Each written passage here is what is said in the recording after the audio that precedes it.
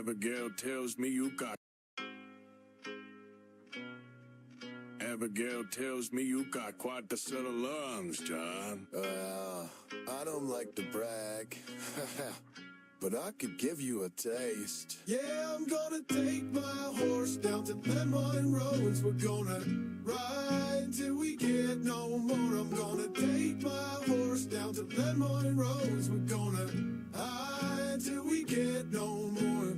Wanted in 3 states, we got Pinkertons and Chase. Settled down in Valentine until we rob the place. Outlaws on the run, yeah, but we still having fun. Yeah, I think I drowned a man in a trough when I was drunk. Yeah, nobody this quick at gunslinging. I'm fast as lightning. Know that I ain't ever bluffing. I'll get your money and I'm running.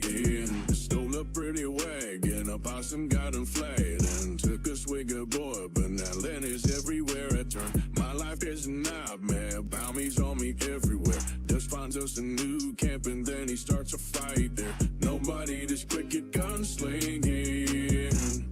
I'm fast as lightning. Know that I ain't ever bluffing. I'll get your money and I'm running. Yeah, I'm gonna take my horse down to Lemon Roads. We're gonna ride till we get no more. I'm gonna take my horse down to Lemon Roads. We're gonna hide till we get no more. Mask on, guns drawn, this here's a bank robbery. Taking all your money in the middle of St. Denis. Law has got Hosea and they're threatening to make Lee. How the hell we getting out of this? No, they shut Lanny. I'm tired of this Dutch, we've been dropping like flies. You've been promising us freedom, a brand new life. Wish we could go on back to the good time and roads. I'm so tired, I can't be on the run no Yeah, more. I'm gonna take my horse down to Lemon Roads. We're gonna ride till we get no more. I'm gonna take my horse down to Lemon Roads. We're gonna hide till we get no more. John, if you ever find an American robin, will you please shoot it and give it to me? It's driving me goddamn crazy.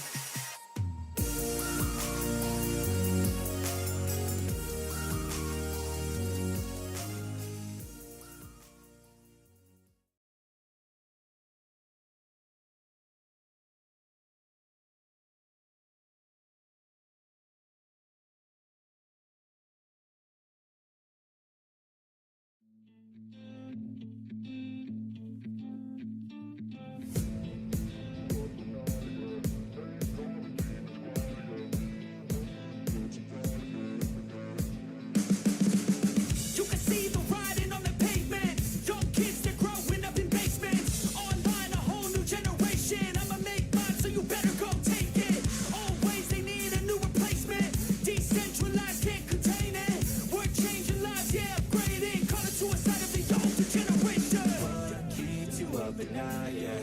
Make all the demons quiet, yeah. We were built to thrive, yeah. I think that we've all had enough. What keeps you up at night, yeah. Make all the demons quiet, yeah. We were built to thrive, yeah.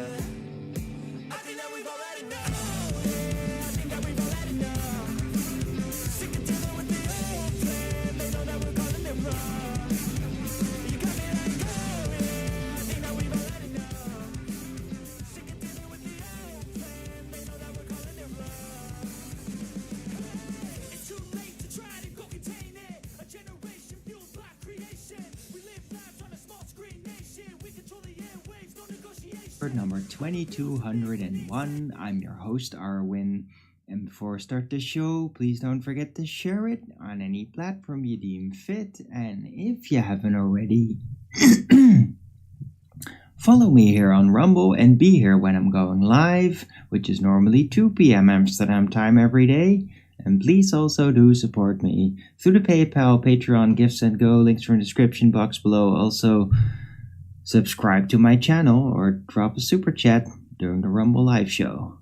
Right.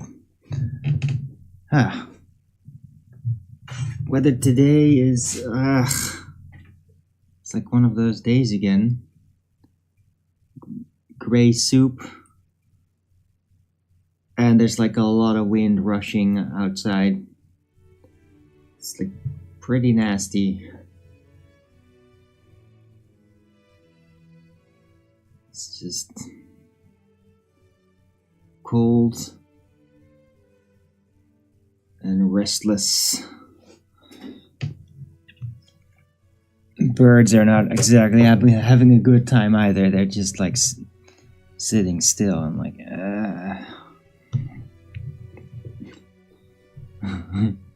Right. So it is Monday, the 10th of February 2025. Temperature is 4 degrees Celsius with 72% humidity, 36% precipitation. Okay. Well, looks as dry as can be, but whatever. Maybe it will rain. Oh yeah, and supposed snow prediction. And 26km/h wind. Yeah. I thought that it would be even more. Hey.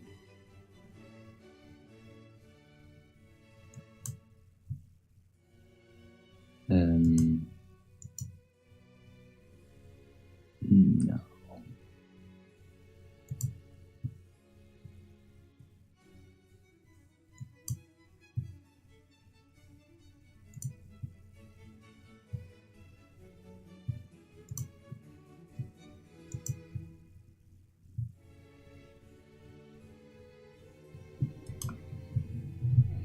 That doesn't work.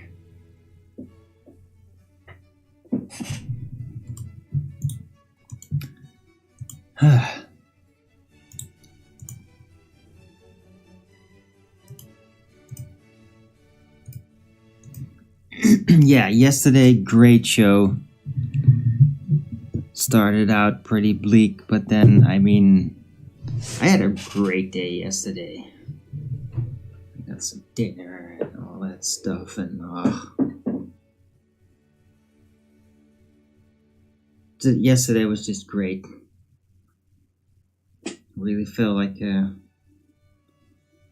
everyone pulled through. And then even, yeah, what was in the chat, we still even got an interesting new looping conception. I mean, I don't think it's very likely, just like tessellating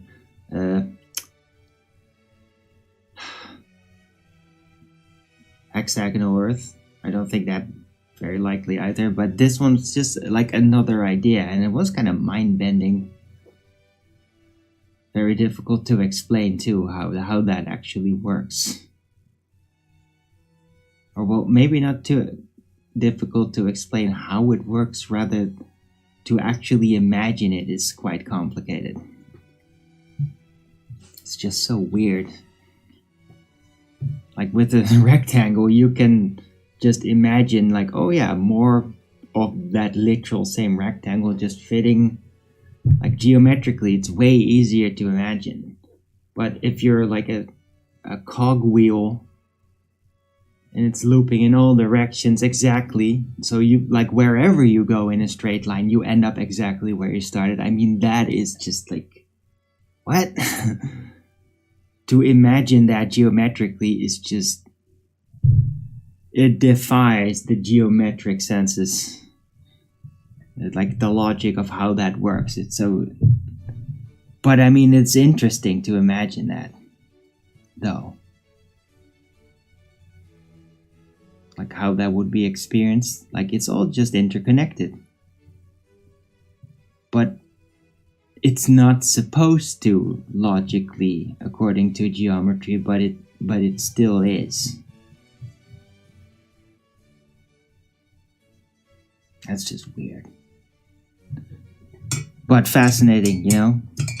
Like those almost paradoxical scenarios are all very interesting to try to wrap your head around.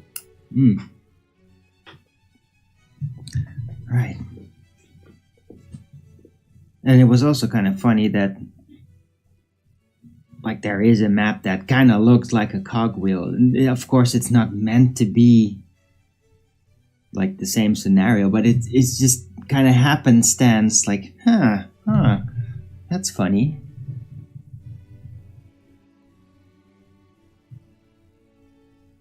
So yeah, I'm keeping it in the toy box. Cogwheel Earth is just another thing.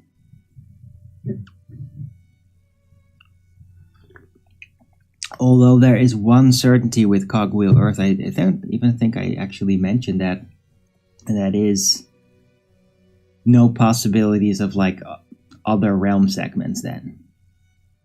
That would be completely impossible.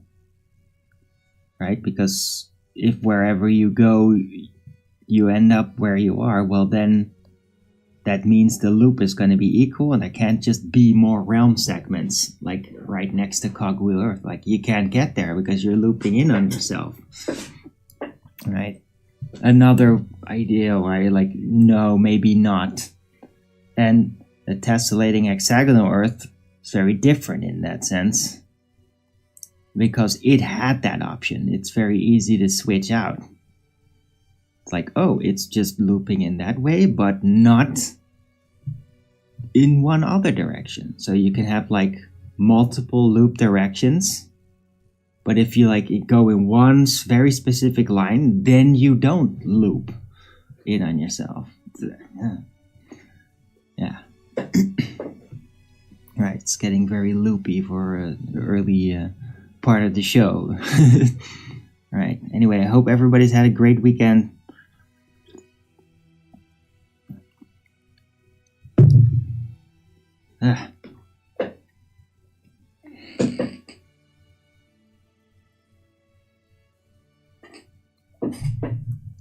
Yeah.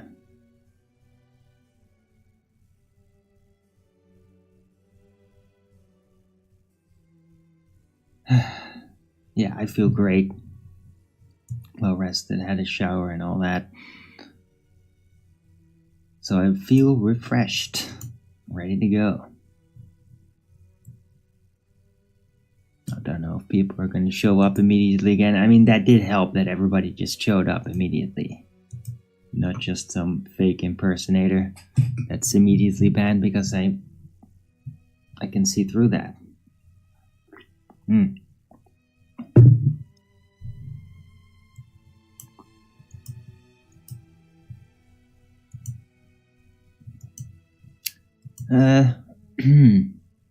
I watched Coming to America again yesterday. It's been a long time since I watched that.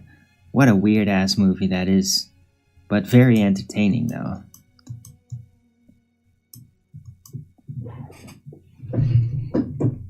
It was like being recommended on Netflix. So like, oh, okay.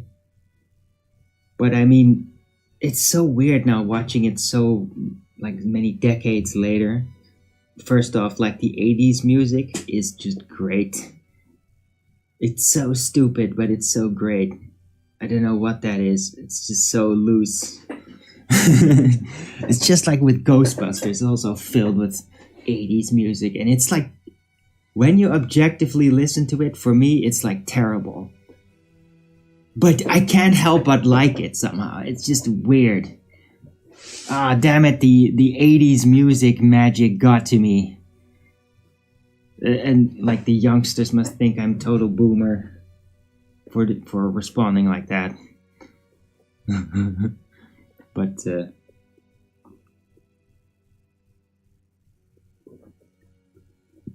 yeah, I mean, everybody that's watching Coming to America now immediately thinks, damn, like, is this Wakanda before the superhero age? I mean, seriously. And like, it's pretty cool to also see James Earl Jones, like, just having a full role like that.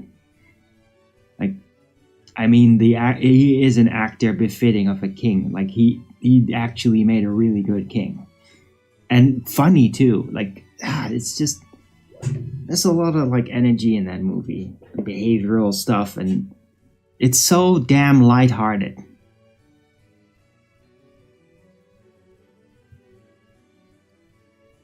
And like, even at the very, very end, like, the barber hang-around Jew guy made a joke. And it's like a funny joke, but it's like a Coddington joke. It's like, damn. Like, it really is that. They're really like that. It's so funny. Yeah. Anyway, I enjoyed the movie.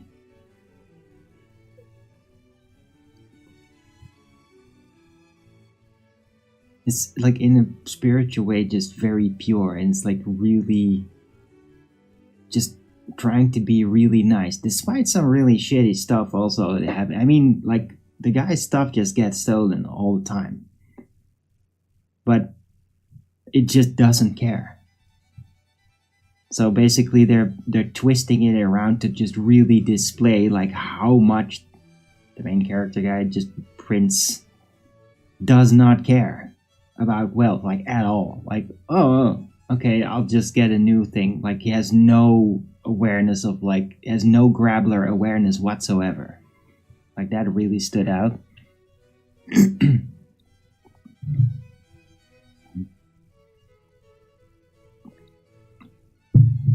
And also, we never hear of the fate of his original betrothed. I mean, that supposed queen is basically like that part's really creepy. Like, you never hear from her again. They sort of swap it out at the end. But I was just thinking, like, did that other woman like kill herself or something? Like, that's because she was literally raised like a slave girl just to basically please the prince, no matter what, like, without a mind. Like, and then you get rejected by the one you're trained for your entire life. Like, Jesus. That's the dark part of the movie you don't hear about. And that's weird, too. Like, that's also weird about the movie.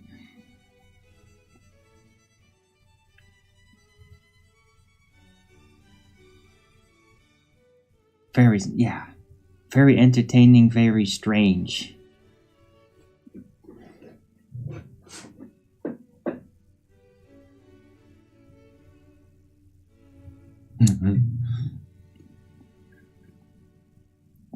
But I really was worried about, like, but I mean, like, the one that, did they even, like, anticipate what could happen? Like, you gotta wonder, how much do these people, how much does that king, that royal family actually care about the people?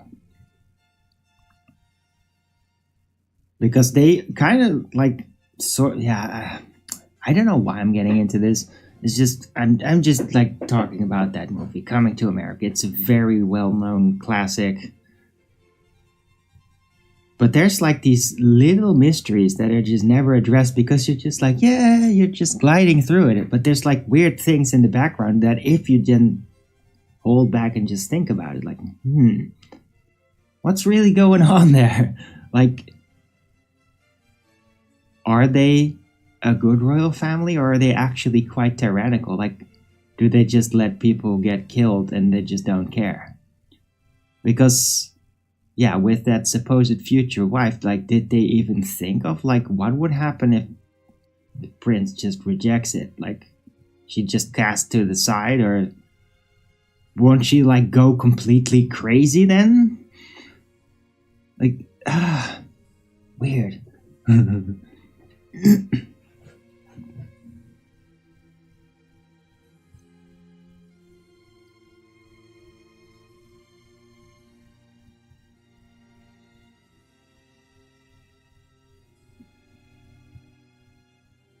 Yeah. Funny little movie. And it's like funny in a Disney way almost. Like, there's like, oh, you just dream through it. But when you really think about it, there's some really weird stuff too. Like, but they hide it pretty well. Like, the first time you're going to watch it, you're not going to notice these things. But then if you just like, oh, okay, watch really carefully, what's actually going on there? Then it's like, there's some odd things. And that actually makes it really interesting. Like what I just suggested, like these things, like I can't be the only one that has ever wondered about that, right?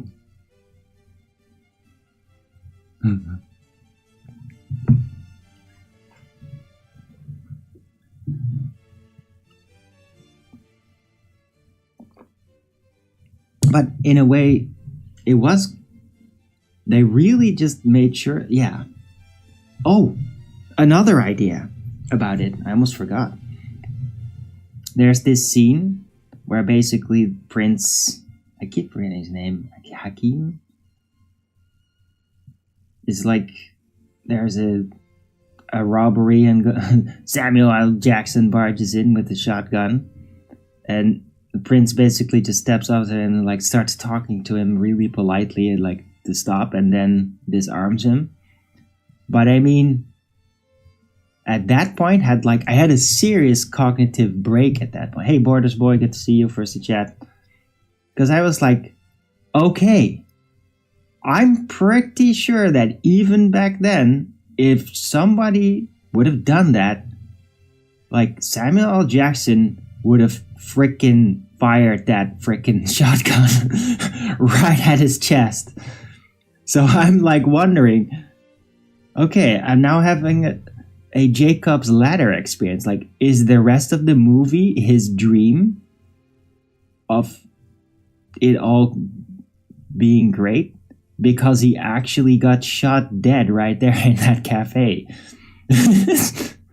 Because, I mean, there's just no way that you can talk to a robber like that, even back then, especially now, where you're not gonna get shot. Like, that also was a consideration. So yeah, it very thought-provoking movie, unexpectedly.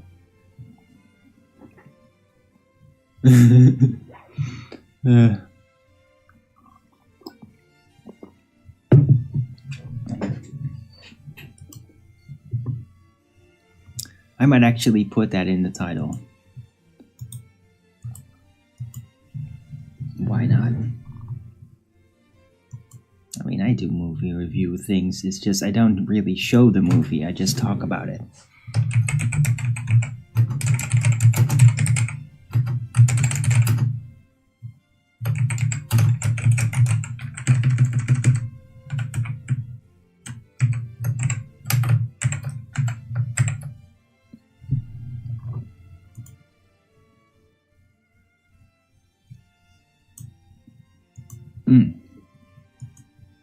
Alright, this is not going to be the only subject I'm talking about. I mean, pretty much, I think I got everything.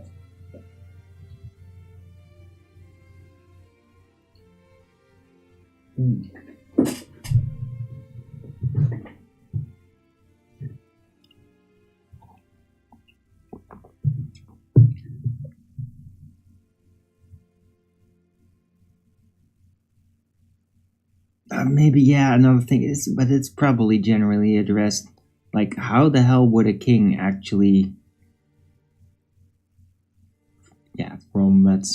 I'm gonna say the king from Wakanda, how would he just show up, like, as an official thing, just like that, on a short notice?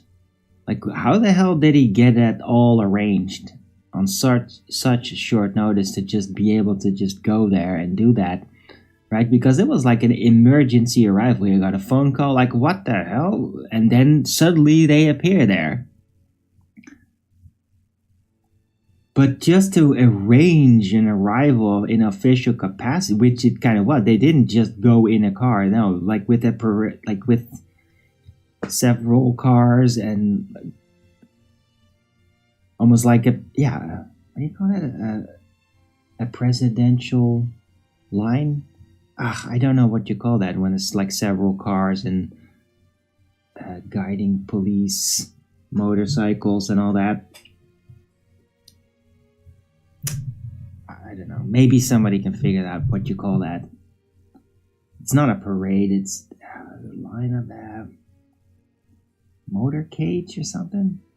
I don't know what you call that. Sorry. My American is failing me. Can't find the right word. It's a very American thing to know about that. But yeah, that it just happened on such short notice is kind of surreal. Like, normally that'll like take at least a month to get that all arranged, right? And to fly in and then all that stuff. Oh, it's just available at any moment. What did they just have? Did that country just have like that a giant investment in the US ready so they could do that? Right, another weird thing about coming to America. Probably something that other people have considered.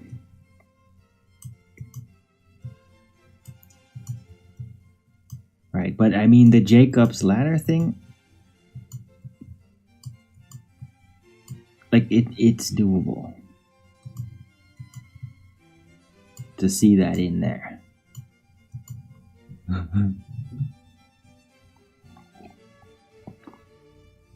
And logically, it would also like be the first time in the movie that Prince Hakim, when he just walks in Queens there in New York, the first time he's actually confronted with real violence. It's like Samuel L. Jackson coming in with a shotgun. And after that, it does not happen. Like, there's no violence anywhere there, which is like, it's just no way. Like, back then, I mean, currently now, probably not all that great, probably doing slightly better now in the recent few months, maybe. I don't know. I have no idea what it's like over there right now in this current age, in this year, let's just say. But back then, it was not good, and there was tons of violence. It's notorious for that. And there's like no violence except for Samuel L. Jackson in the movie.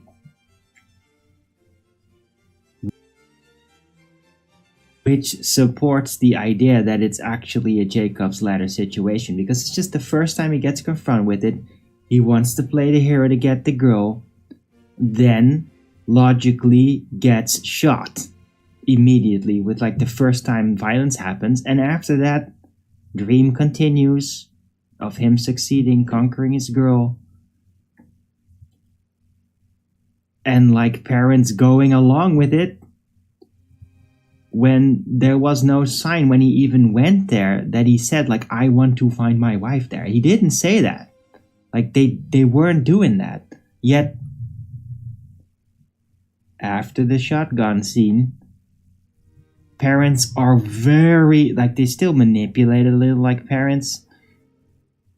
Like, King talks in on the girl.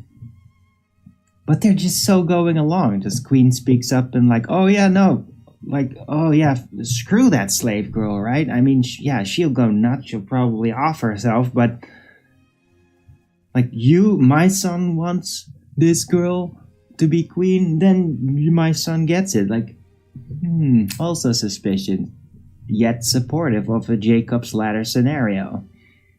That it's all actually a dream. Right? Because no more violence at all, even though he's literally having a boyfriend competition that gets humiliated.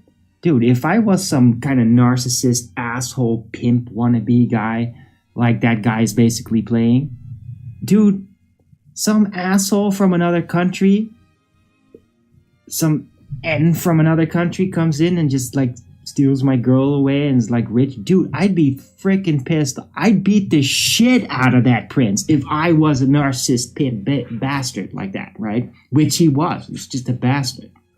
Bit of a coward, but I mean, I'd still be pissed off enough to actually beat him up. And that does not happen. At all. Prince Hakeem doesn't get ambushed. The guy doesn't just suddenly walk in on them and like basically attacks him or something, or all kinds of shit could have gone loose there if you took it really serious, but it doesn't. Supporting Jacob's Ladder scenario.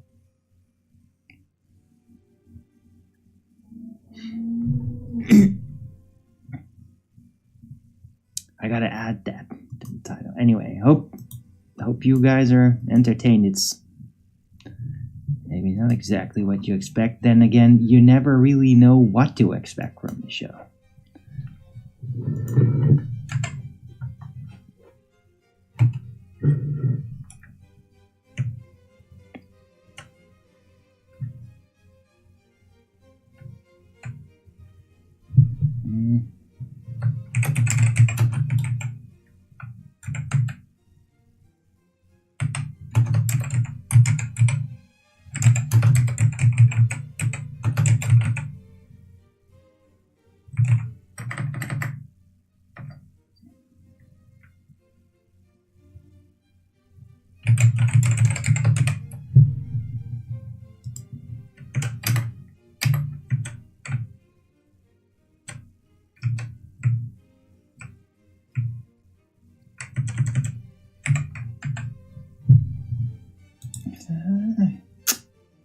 How can that?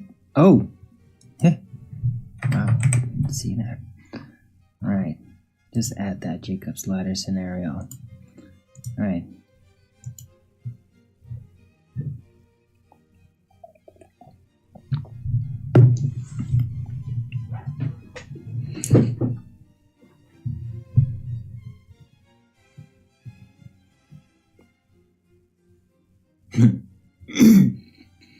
Right.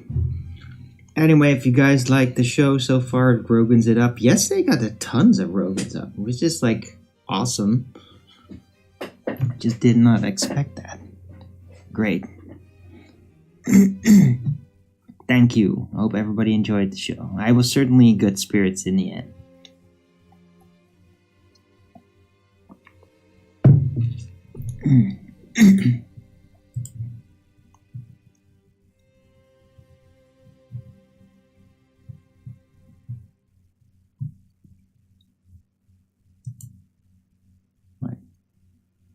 And I mean, I would probably not even have watched Coming to America because that is like a good spirit type of movie, and I knew that.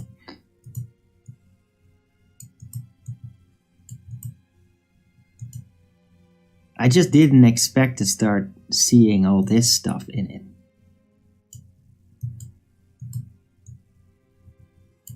But I guess that, hey, when I'm strong, I'm just gonna do my thing. I'm just gonna find that way through. Gonna see the things in between, because that's what I do. Right.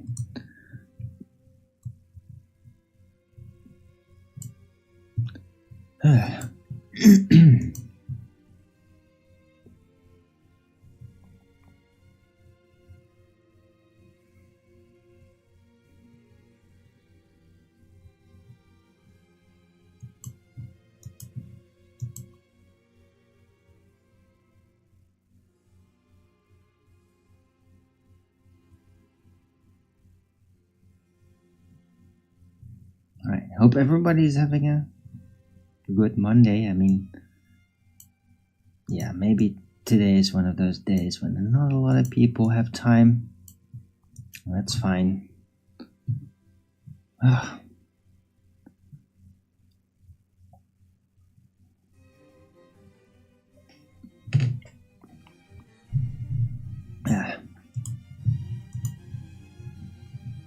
I will be here. I'm gonna be in a good mood anyway. Especially now that I can see into the near future and see how I'm having dinner for a while. And this is just a very good thing to be looking at in the near future. Always makes me happy. And anybody out there else wants to also help me to persist that image even further, yeah, you can always help me out and donate to my PayPal so that I can hold on to that even longer. And I'm sorry for the clicking, it's a thing.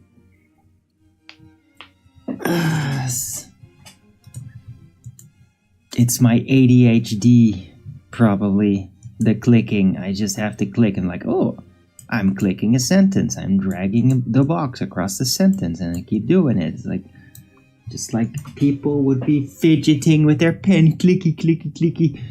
Very irritating. I'm not aware of it. Some people have complained about it. And here I'm doing it, even if I'm talking about it. Yeah. Try to not do that.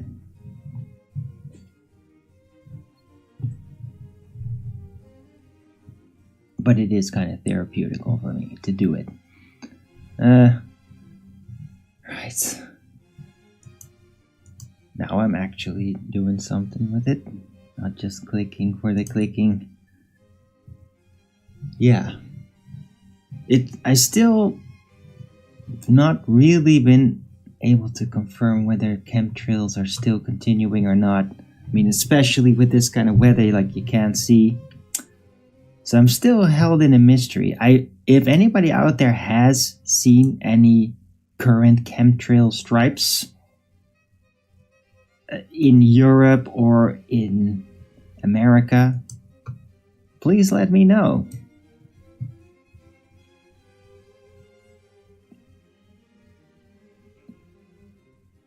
I've not received any new video streams or anything that specifically prove it wrong, but not not much confirmation of it either. So just I would think that it would be way bigger, but maybe it's having the same effect as the final experiment did with the disc earthers, and that's just they don't want it. Maybe all the chemtrailers are yeah, but we're so used to harping on about it. We don't want it to be cancelled. What are we going to do now? Seems unlikely that would be the case. They'd have a lot of time just trying to investigate everything as the scenario changes. That would be much more logical. But, yeah. I really hope it happens. I mean, I really hope there's just going to be no more chemtrails, not like it has been, because it's just been terrible and demoralizing. Revealing too, though. It reveals that people can just have giant things in their face.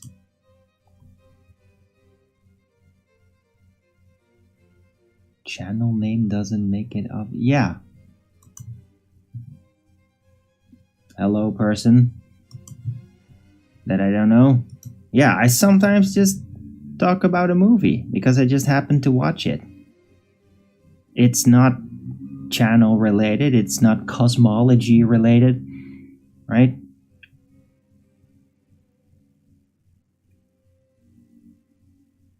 But I mean, sometimes there's interesting hidden things in movies. And I like to address that because it's psychological. Like, I'm not just about cosmology, hence the flat earth in the title.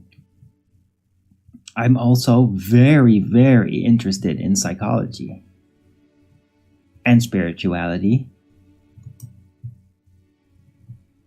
and occult things, especially like fractal thinking, like multiple ways to interpret. Like, when you learn enough things, like any kind of thing that's like crafted by somebody that is in the know, then you can just see like, oh, this, it means this and that and that and that and that, not just this. And it's like, oh, it makes perfect sense. Like, they really thought about it. Like, you just understand things better. And I'm into that. Yeah, that's power of fractal thinking. Start to see the multiple applications for the same words.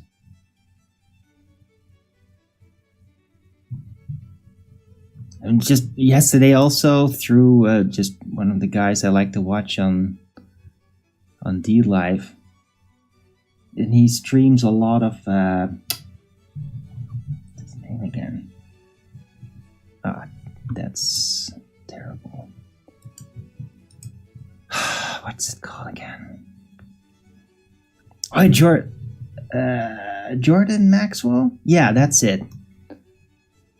And like, holy shit, that guy's like really about the esoterica, but especially within the meaning of words. And my God, like, it does really show after being involved with such things longer. Like, God damn, that man had like serious developed, and he developed that structural insight. And he was not off that much. Like, this theory of astrotheology, like, it did hold up. And it's interesting because he also doesn't deny, like, yeah, there's probably a man named Jesus. I mean, that's exactly my position. But he does, like, really deny that everything about it is real, because it's all, in his view, he's, like, insistent on it's all exclusively the astrotheology on which it is based. And so that is his viewpoint, that he excludes the other parts of the other ways of looking at it and just exclusively thinks like, no, it's only about the stars and all that. And he can reason that out. But it doesn't mean he's right, you see? Because something that I've been saying a long time ago is you can interpret it in all the ways. It's like a map, and depending on with your codex of approach, the map works. So you're looking at it like this, and then the map works, and you look at it in another way, and it works too, right? So yeah, it is astrotheology, but it's also, there is something magical about Jesus's words. And they might have actually been uttered by a person, and because of the fractal implications, like, and that part, you see, he does not necessarily address, but he does sort of give like this excuse. His way of approach is like, no, there were just ancient other traditions from which that wisdom has been derived. Which logically could be, I mean, Jesus, if you're going to presuppose it's all real, exactly, which, like, I have my doubts for.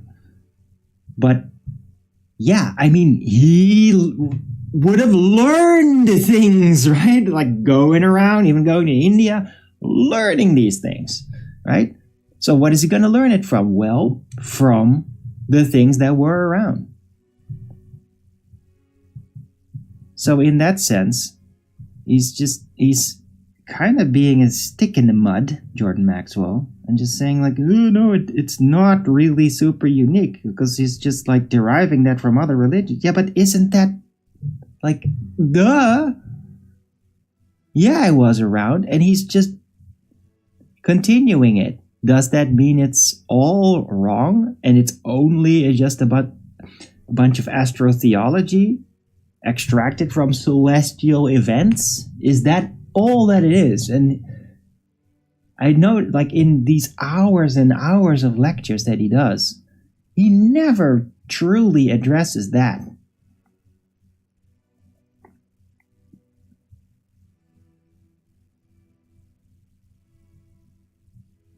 But the funny thing is like, I can just completely assimilate his entire approach, his work, and just say, yeah, he is correct. But on top of that, but there's more. And that's amazing.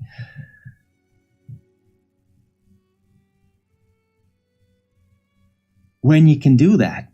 When it's not just like, oh, he's right or he's wrong. He's right or he's wrong, and there's nothing more. No, it's like, no, he's right.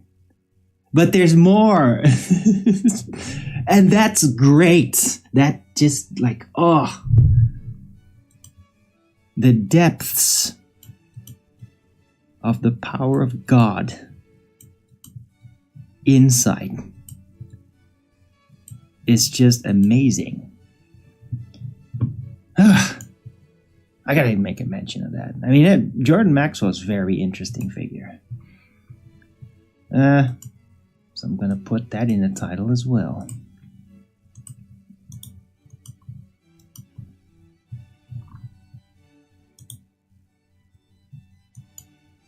But I mean, the guy is like pretty ballsy too, to basically state the things as he does. But he's like unnecessarily like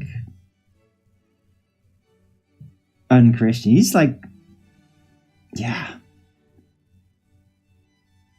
It seems like Jordan Maxwell's been in an emotional position where I used to be like 20 years ago about it, where I was like, I hated on Christianity and priesthood back then. It's like kind of the reason why I thought I was going to be a Satanist, is because it was just, I want to be against those guys. Like, I don't want them to rule. They suck. They're liars. They're hypocrites. But I mean, yeah, that did not turn out great, because there was an actual real big evil out there, and I didn't even realize that back then. And I mean, Jordan Maxwell, it is all older material, so it does resonate with where I was at the time. But in those times, I didn't know he existed.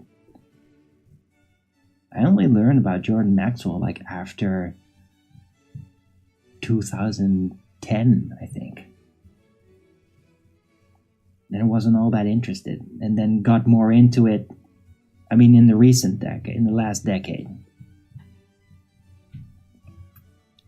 Like, that's in the last decade is when I first really started to understand better without having allergic responses, because I was having my own newer layer of understanding about Christ and Jesus and the Bible, and my own visions, or visions, not the right word for it, my own views on it that I still echo to this day.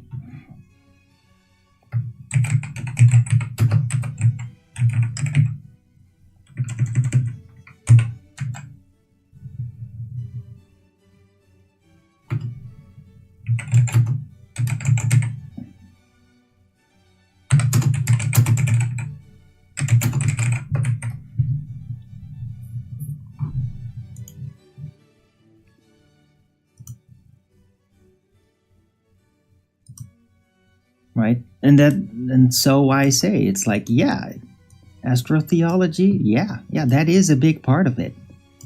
It's not all of it, though. There is something more. There is like a mysticism of wisdom in there, too. And yes, everything can be interpreted astrotheologically. But it's synchronous. It's like both. And that's like an amazing design quality to it in a way. But also must mean it can't just be totally literal in every respect. Because when stories are synchronized, that means edited. Like, it could not naturally be like that. There's just no way. It's just absolutely impossible.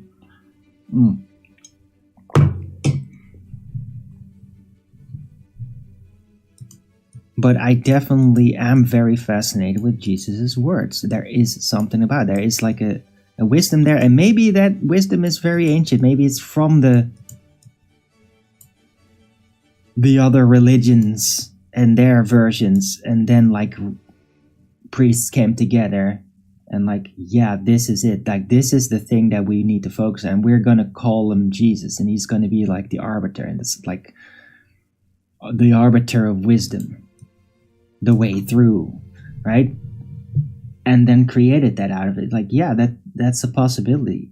But there does seem to have been a man that would have synchronized up with all that anyway, and then perhaps expanded upon in later eras by the priests.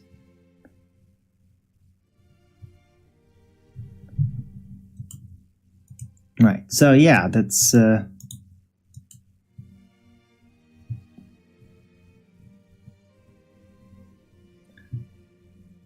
two completely unrelated subjects for one show in the first 45 minutes, but it's there.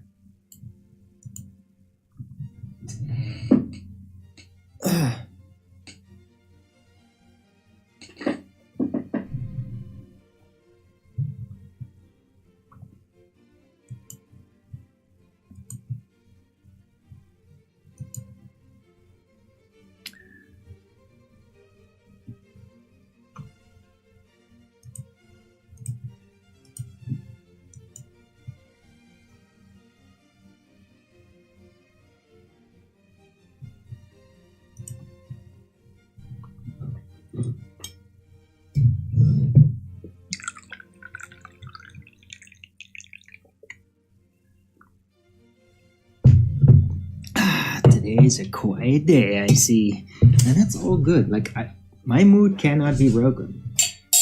Yeah, I mean, literally, you pour money over me, and it's like it literally just creates tolerance. It's that simple. I mean, sometimes I do kind of feel like some kind of carnival attraction. Oh yes, oh.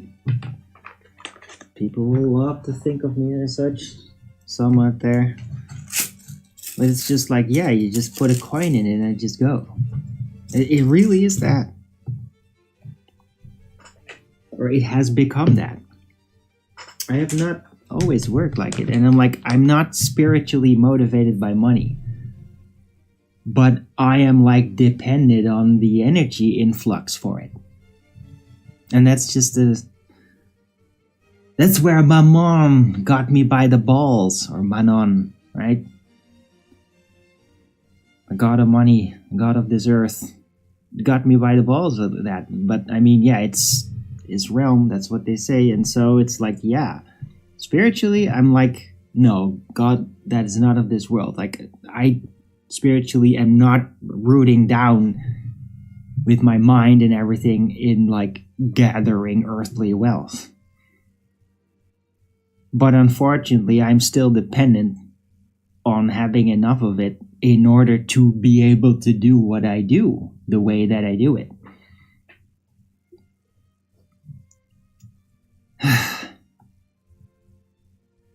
I wish I could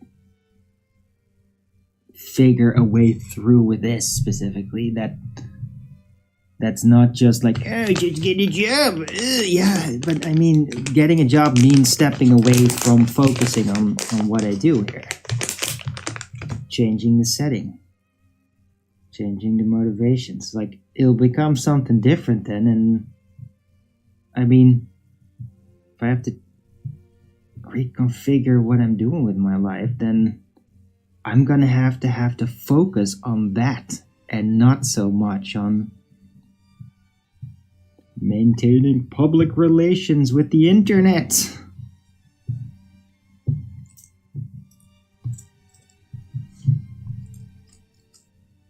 Alright. Anyway, I hope people are liking the show. Don't forget to Rogan's it up if you are.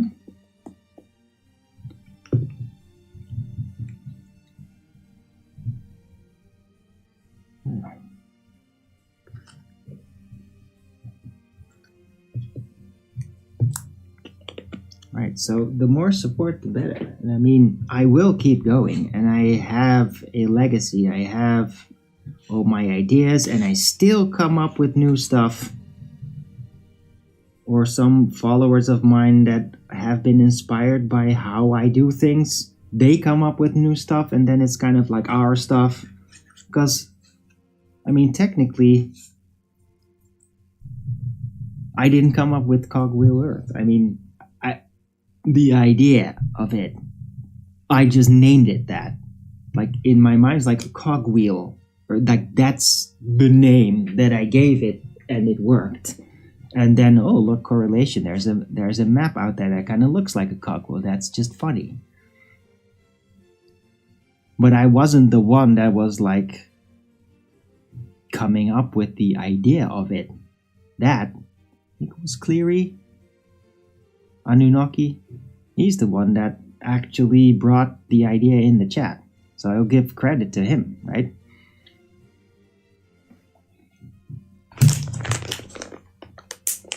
He brought the idea in front of me, and I developed it as I do. Because that's what I can do. Like, oh, you have an idea? Let me expand upon that. Let me make that fractal. Let me give the right fractal depth name, and just like, let me make it work. I can do that. I've been doing such things like since I was a little boy. People would be into something, and they were talking, and then I'm like listening in, and I'm like, hey, what about this and that? They'd be like shocked, and like their mind would be like, that did happen frequently when I was younger. I was a real special boy. I mean, I didn't really have a social life, but that I could do. It was like one of my powers. And I'm just trying, I am genuinely trying to uphold that specific quality, because it is an edgy quality. Oh, I'm such an edgelord. No, but it is a special quality, and I appreciate that quality. And I hope others do too.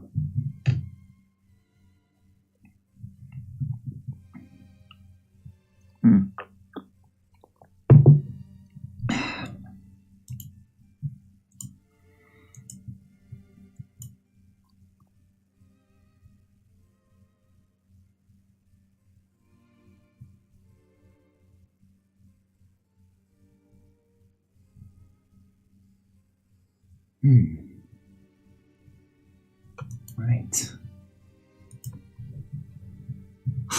Man, it is so cold. Like, even with the freaking door closed, it's still cold.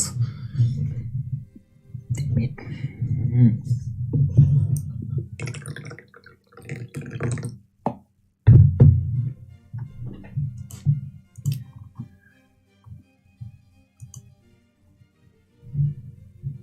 I hope everybody's liking the show. Don't forget to Rogan's it up, and yeah, if you can, support me, right? Still applies. I can still use more support. I'm okay for a bit, but not out of the woods just yet. I have to get through the month. So, I don't know, maybe there's still some momentum from yesterday. If you can help me out there, yeah, please donate to my PayPal. Specifically, that one is like the most helpful. Or if you can't use that, then like drop a super chat, or use any of the other systems like Give-Send-Go. A lot of people that can't use PayPal, they can use Give-Send-Go. So yeah, I really appreciate the support, and it helps me to keep going and be very motivated. Alright, support your local Arwin. And thank you to those that have supported me yesterday. That was great. It's really helped me out. Right. So, anybody have any questions out there? Let me know in the chat. Any questions about what I talked about today, or about yesterday, or any other time? Want to know more about looping, or you think it's just so funny when I talk about it? Fine, bring it up. Like, I'm not bemused. Like, I don't find it silly at all. Like, and if you find it silly, well, yeah, that's your prerogative, right? But I don't. I'm very serious about it. But since it is technically like a surreal concept to the typical mindset of people today, yeah, it needs to be explored and expanded upon, and all the different possibilities need to be highlighted, because we don't technically know yet with absolute certainty of how it could work, just even theoretically. And that's why I'm here. I'm exploring this theoretically. I'm exploring the possibilities of the looping theory from the vantage point of, like, we're there. How could it turn out to be? That's also that's what I do as a cosmologist, right? So many things, and people just say, like, oh, it's this, it's that, and then they just keep on harping on about it forever. But they never realize, like, yeah, but you don't actually know, though. Just like, you might bump into videos like, oh, look, Encyclopedia Admiral Byrd said, or allegedly through Admiral Byrd, that after a certain, what is it, in Antarctica, when you go beyond a certain degree, if planes can't fly at this height, they have to fly lower, or, and it doesn't even say or, it's just planes can't fly at that height. And everybody's like, oh, it's a dome, oh, really? So, has anybody actually tested that?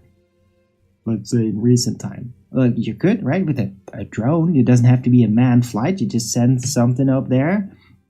Like, who can confirm that you can't fly at that height in those regions?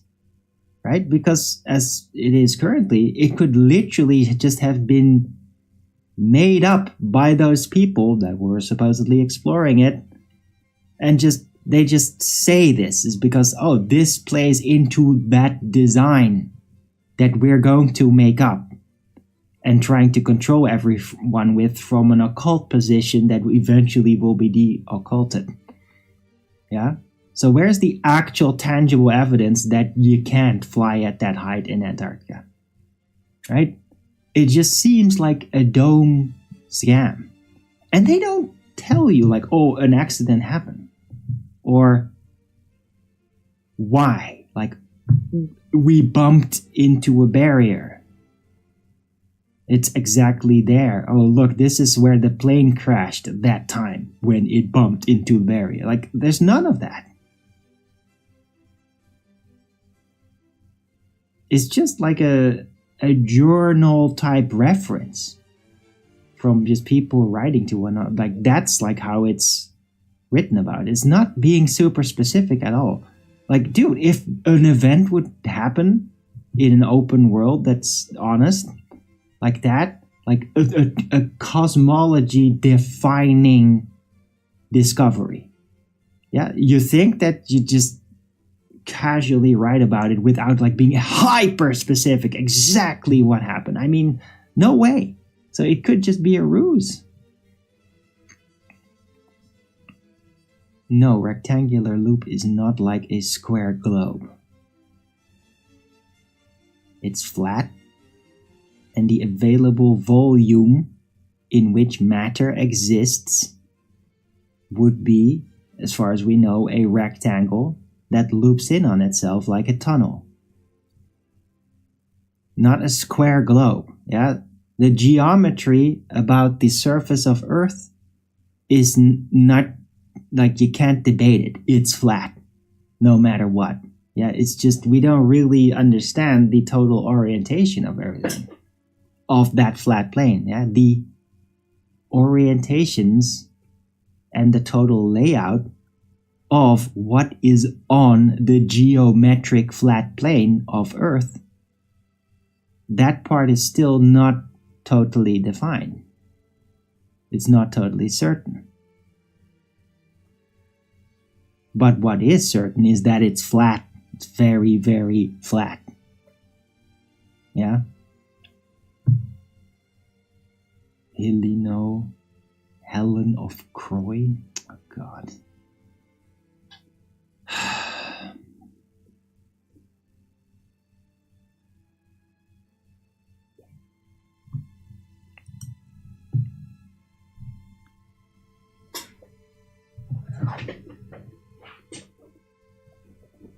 Right, I'm gonna take a smoke. By all means, ask more questions. Weird stuff counts. I don't care.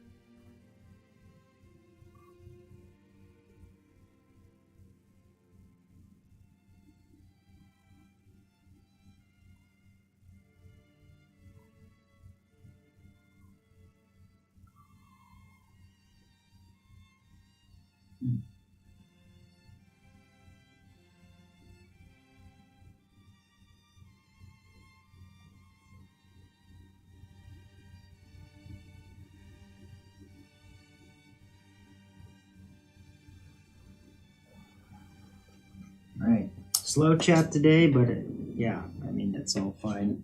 We'll see when people start to show up, and if they're gonna show up, I'm okay with it. Right?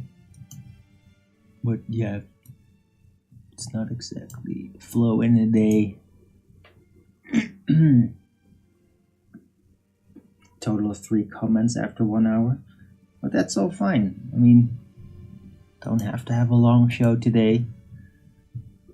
Actually, I'm kind of hungry, so I'm looking forward to lunch.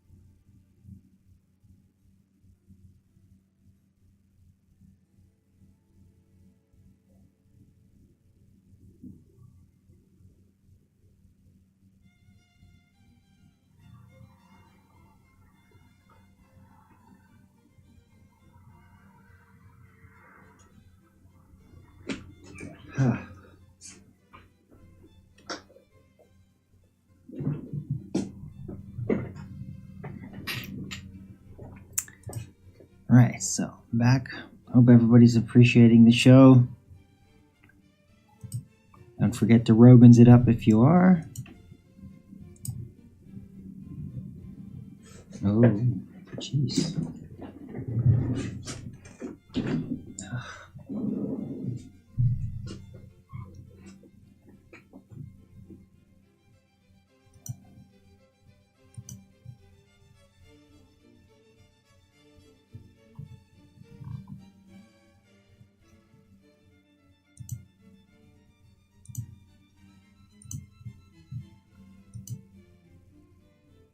Hey, Jade Orange. Good to see you. Just listening.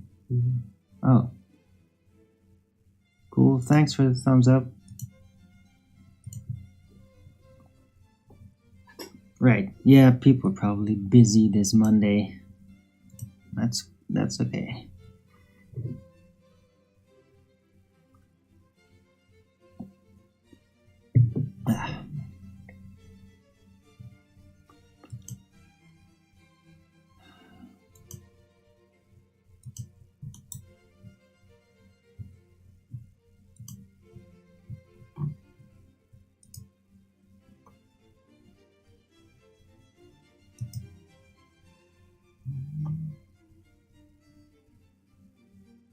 Yeah, Home Benjamin is doing a stream again.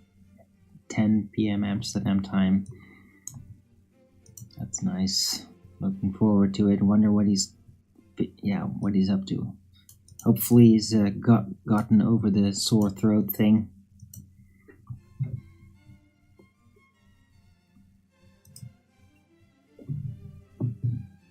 Super Bowl hangover. Hello, Anunnaki. Maybe. Yeah. So Trump was there, Eagles won, it was all great, and nothing happened, right? There was a lot of suspicions like, oh my god, there was a book about a terrorist attack with a blimp in the Super Bowl, and it's like all the stuff all came together, and the gematria all worked out, and like literally nothing happened. Told you guys, there's nothing gonna happen. Like, no. Chance of it is very unlikely.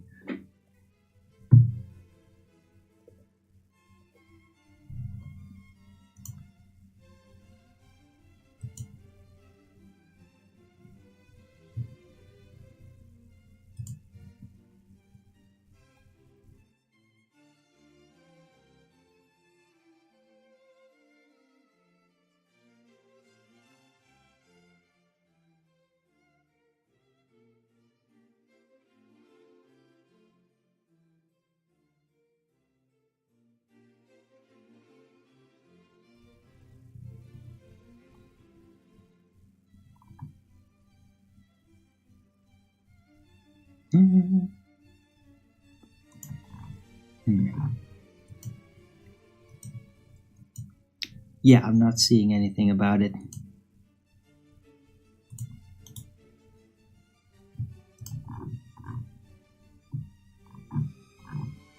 I guess nothing happens at the Super Bowl.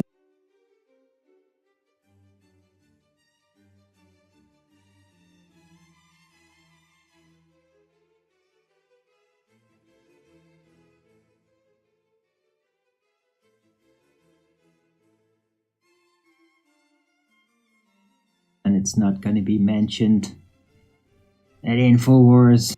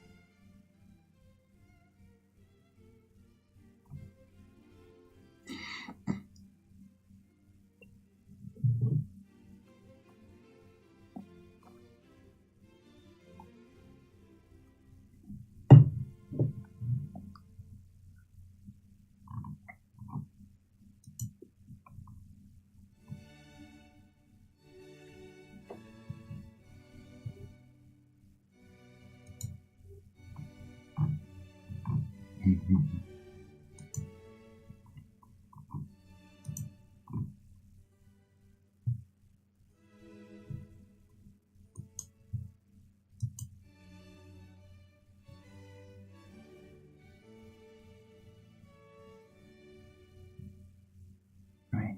So yeah.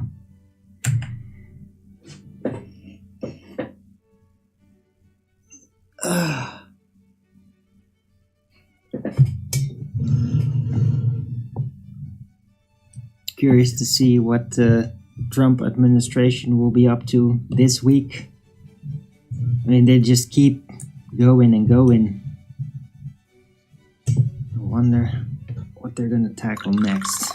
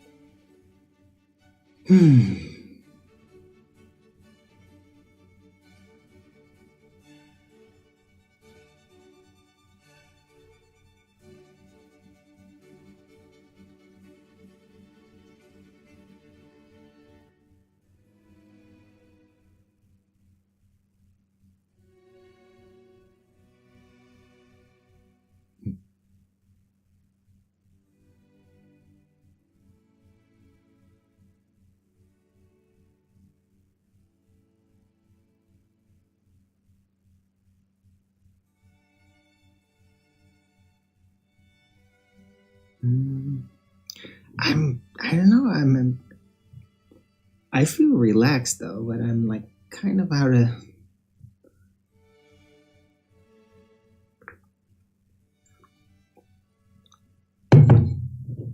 I just can't really think of something to talk about.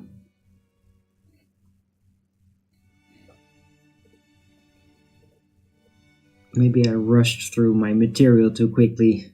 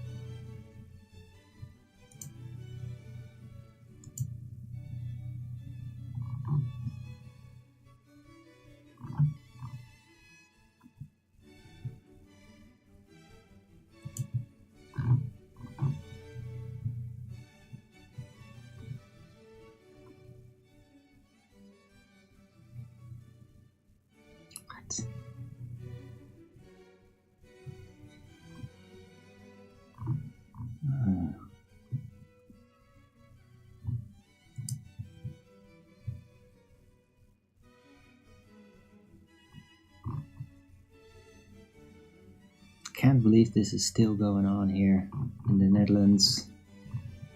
Rutte just continues his shilling for NATO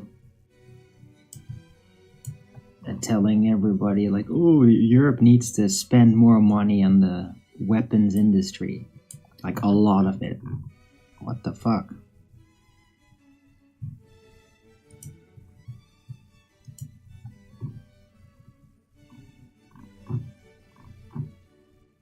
In the meantime, like, he is basically getting sued and the ongoing process, but he's still doing this.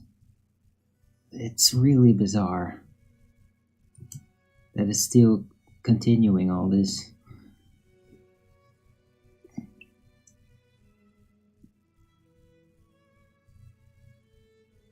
Question was too hard? What the fuck are you talking about, Comrie? You want to be banned? That's stupid. There was no question, and the ones that Helen of Croy put down, I did answer in full, so screw you.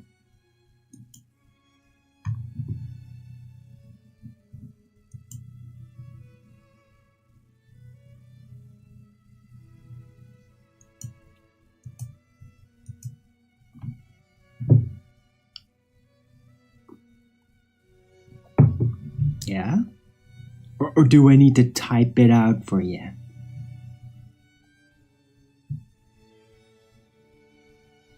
No, I'm not gonna though.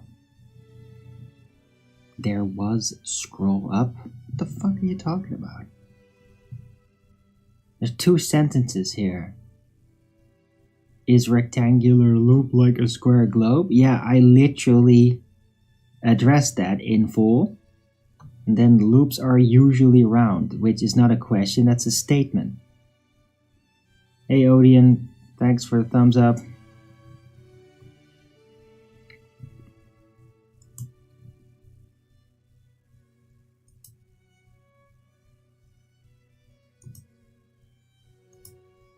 Woohoo, I got 4.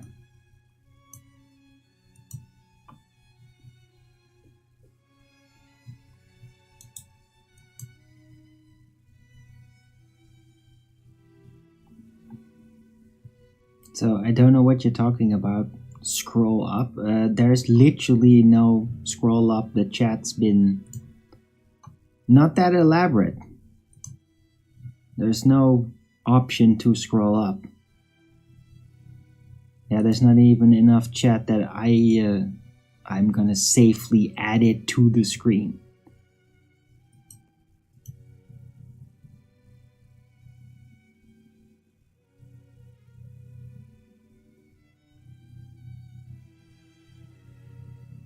You didn't hear anything? Well, you should have paid attention when you actually asked the question. But let me answer again, yeah? No, it's not a square globe. There is no fucking globe. The geometric orientation of the Earth's surface is flat. Just don't know the full orientation of it all. And looping pertains to the volumetric properties, yeah, the properties of the available space in which matter can exist. That's what the loop is about. Yeah, loop is not about material within the realm. It's about the space in which the material can exist. That's what the loop is about. Yeah, so you didn't hear it the first time, there it is.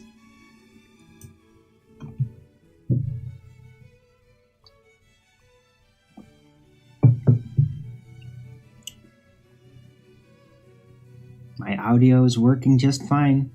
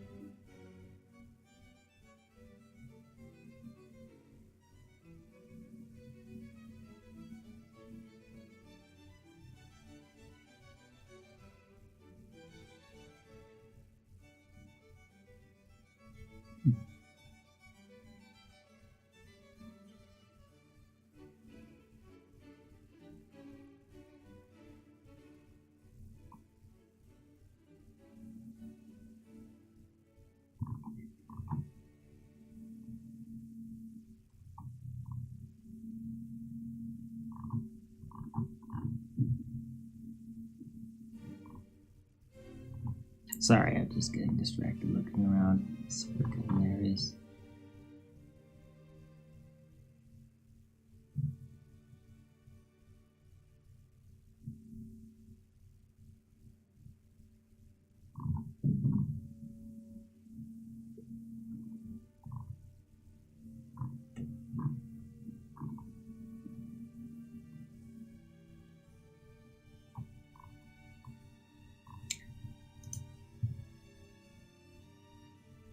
space available. Earth is not a rectangle. No, the rectangle is about the available volume, not about a geometric shape of the dirt, of the solid thing that we're all walking on.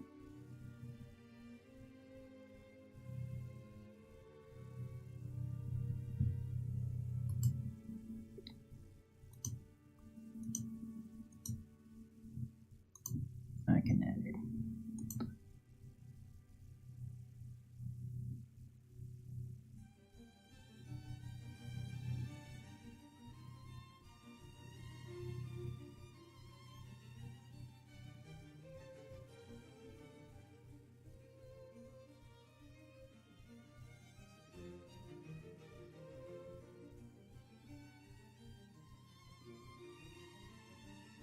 Right? I mean, a way to attempt to imagine it.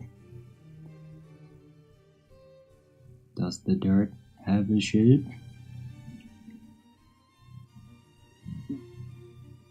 Well, yeah, the dirt is going to take the shape of the available volume, right? It's going to settle in it.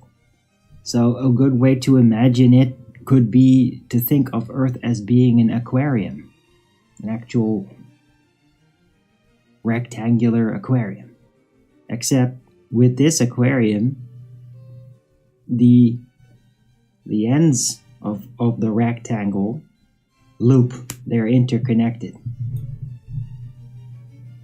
But yeah, the available volume is like an aquarium.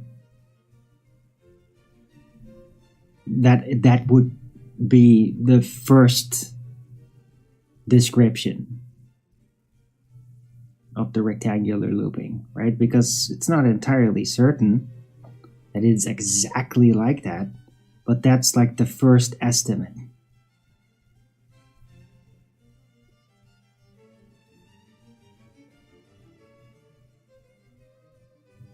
And there's no curve anywhere. It's all flat. Geometric orientation of the Earth's surface is all flat. But the available volume in which it sits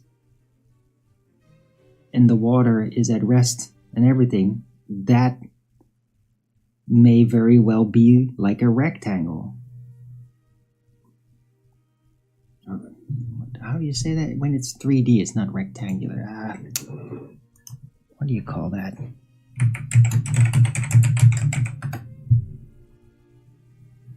A cuboid.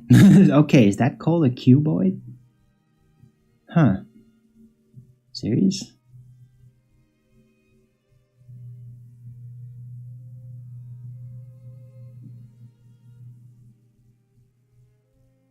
If it's looping, it's shapeless. If it's looping, it's shapeless. No. No. Available volume. The available volume. If it's looping, there's still a limited available volume. It's just interconnected with itself. With a loop. But there would be definitely a limitation to the available volume. Yeah, there's no infinite volume.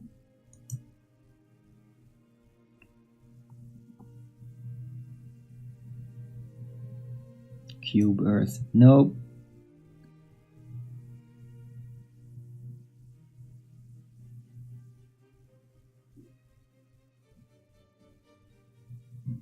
Right? There's only one side of the Earth on which you can stand. There's no other. Anytime you invoke like a literal geometric shape, everybody's gonna automatically assume that it's just like the globe, except it's a cube. And oh, there's all these flat surfaces on each side, and then you go around the corner. Yeah, that's never the case. It's only one side that is Earth's surface.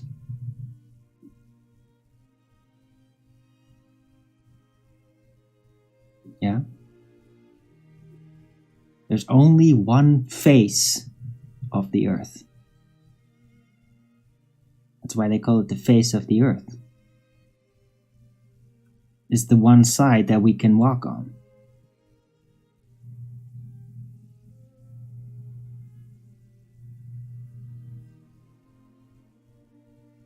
So I don't know. Yeah, maybe you could just call it a cube Earth, but there's only one side on which we can walk. Then on that cube. And you can't fall off the edge. Yeah, let's establish that first. There's no edge to fall off. There may be barriers and a looping interconnection. And more space in certain directions. Which would make it not just rectangular based on the known realm, but potential realms north and south. Then it would be rectangular in that sense, right? So either if there's only the available volume of the realm that we know about, it's rectangular in that sense. Is there more north and south? Well, then it would be rectangular in that sense. It's rectangular either way. Or indeed a cube if there's like not a full realm north and south, but only like half a realm north and south, which could be, right? Could be that the equator, supposed equator in the north and in the south, beyond the antiquators, that there's like half a realm north and half a realm south, which would make it all together a square, and that there is indeed the barrier there at some point. That the barrier would be at the equator in the north realm and at the equator in the south realm. It could turn out to be like that, and then it would kind of be cube Earth, indeed. Or at least the available volume in which the material realm exists would be cubical.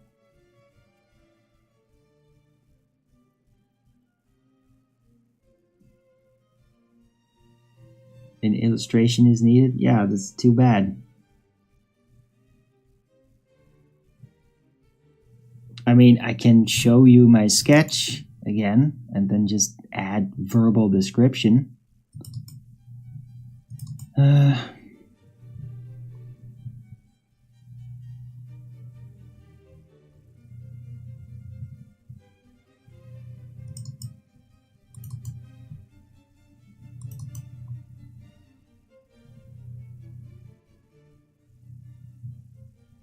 Okay, let's see.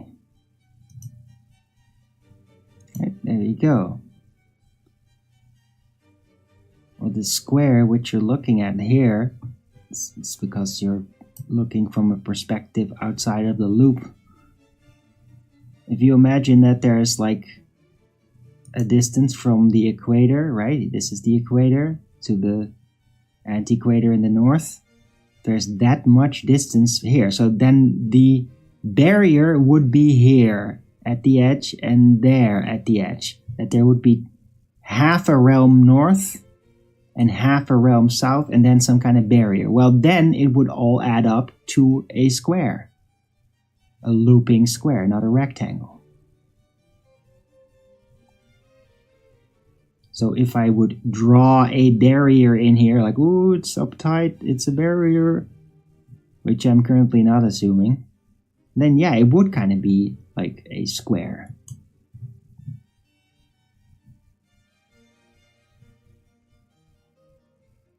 Nobody has ever seen the sun in space visible without our blue sky.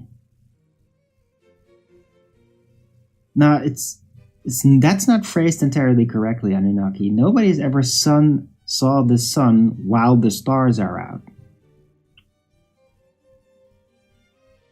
Because there is high altitude balloon footage during the daytime where you see the blue below and then the black above, and then there is a sun there.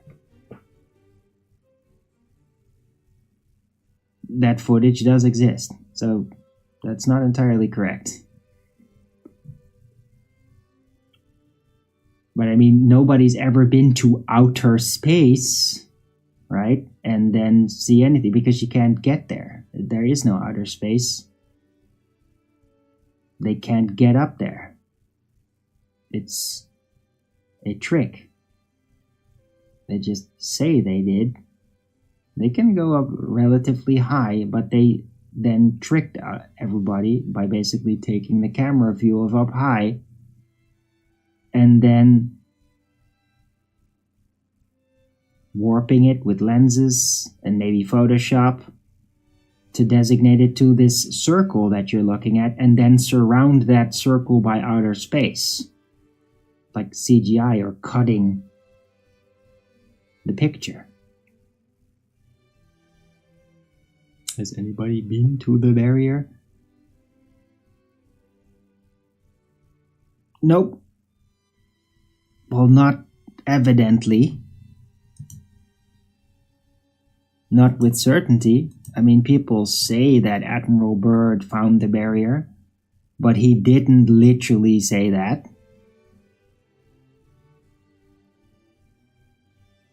So no, there is no definitive evidence of a barrier. But there is the second law of thermodynamics that states that in order for gas pressure to exist, you have to have containment.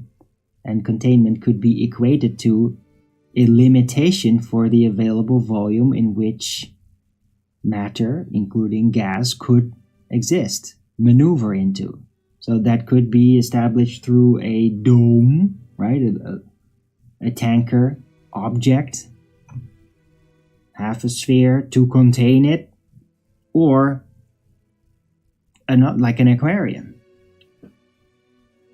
And if it's looping, then the aquarium wouldn't even need barriers on the side. It would only need a flat top that would seem to everybody inside as if it's just a flat top hanging in nothing, suspended by nothing, which is really surreal and would make it not a piece of architecture, an object, a flat object hovering over us, not resting on anything, rather a limitation to the available volume, after which you just can't move beyond. And there's just nothing there. Literally nothing, not even volume for a gas to escape into. It's just, you can't move any further. This is the barrier of physical existence. That kind of thing. And that would be above. It would have to be. It can't be unlimited upward volume. That's not possible. Because like the gas pressure wouldn't arrange itself in a gradient within an infinite volume or astronomical sized volume. It doesn't work that way. It can't establish its gas pressure and then arrange itself in a gradient like that if there was an infinite volume upwards. It's impossible. So there has to be a cutoff point, which you could call like a barrier. I think it would be a flat barrier or apparent barrier. But that barrier could simply be not a piece of architecture, rather there's no more volume available after that point in which matter can exist. So it would be as good as a barrier. It would seem like a barrier, but it's actually just a limitation of the volume in which matter exists. And that's what I think is the case.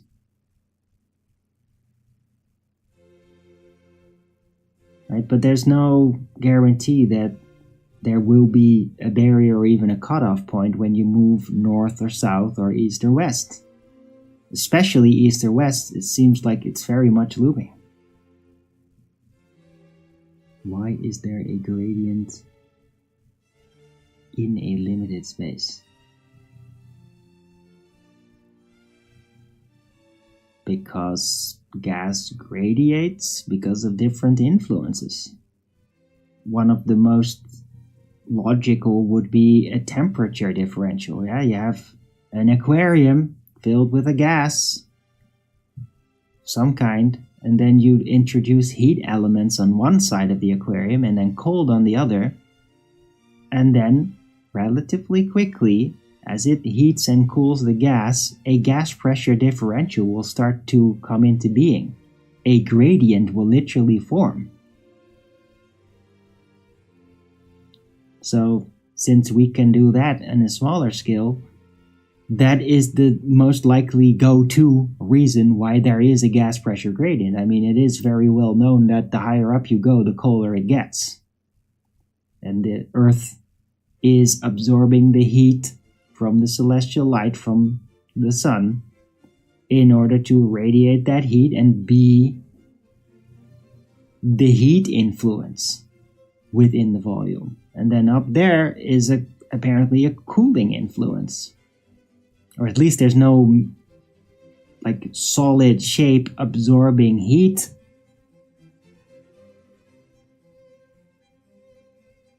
Like here, down here at the Earth. So yeah, that's the reason why there would be a gas pressure gradient within a limited volume available.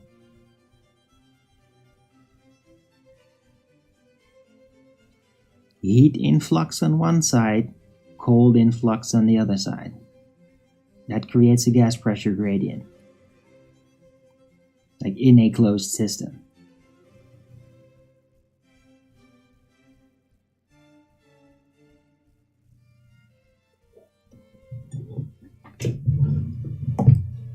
Hope that explains it.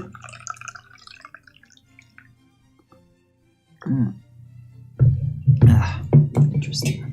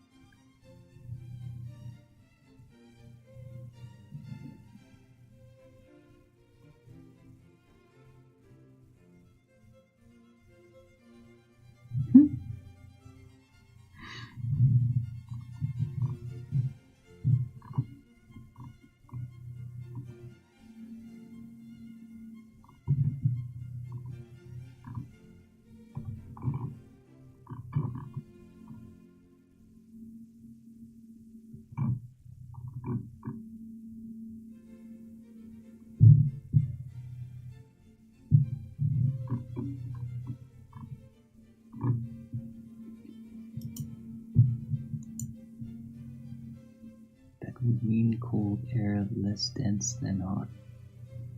It's not like that. What are you talking about? That would mean.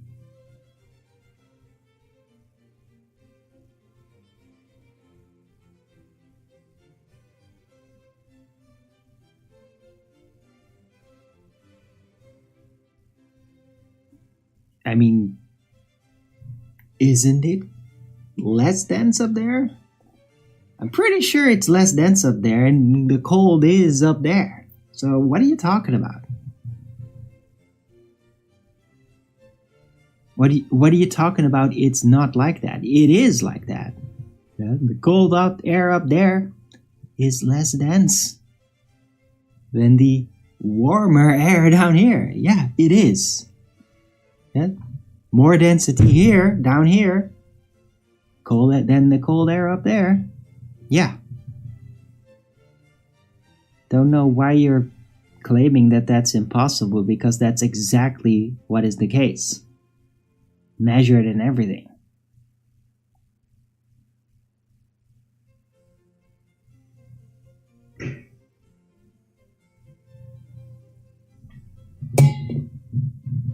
I think you might be having a weird cognitive dissonance moment there, Helen of Croy.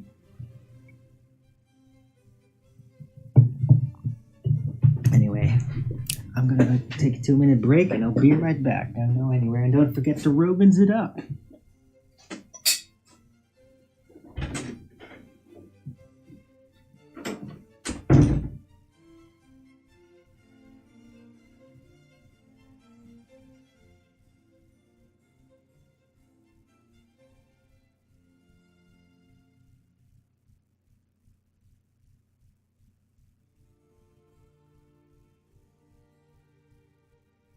creation. And when we think that the world is too anxious, we'll adapt, evolve, survive, and save it. What keeps you up at night, yeah? Make all the demons quiet, yeah. We were built to thrive, yeah. I think that we've all had enough. What keeps you up at night, yeah? Make all the demons quiet, yeah. We were built to thrive, yeah. I think that we've all had enough. Yeah, I think that we've all had enough. Sick of dealing with the old plan. They know that we're causing them wrong. And I go, yeah, I think that we've all had enough. Sick of dealing with the old plan. They know that we're causing them wrong.